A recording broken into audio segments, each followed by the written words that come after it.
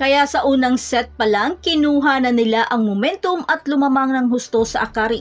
Pero di rin naman nila ito madaling nakuha dahil sa sobrang intense ng bakbakan, muntikan pa ngang na-injured si Sisi Rondina. Sa pagpatuloy ng bakbakan, unti-unti naman silang nahahabol sa pagpasok ni Eli Suyod. Pero dahil sa composure at kumpiyansa, tinapos na agad ni Madayag sa isang quick attack sa score na 23-25.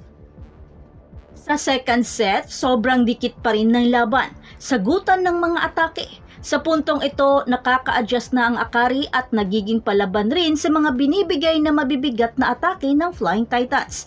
Pero Wong, nagawa namang lituhin ang Akari dahil sa kanyang pambihirang distribution sa bola. Habang ang Cherry Bomb ay walang tigil sa pagpapaulan ng mga cross-court attack. Talagang ibang-iba na ang kumpiyansa ng Choco Mucho ngayon. Dahil sa dulo, di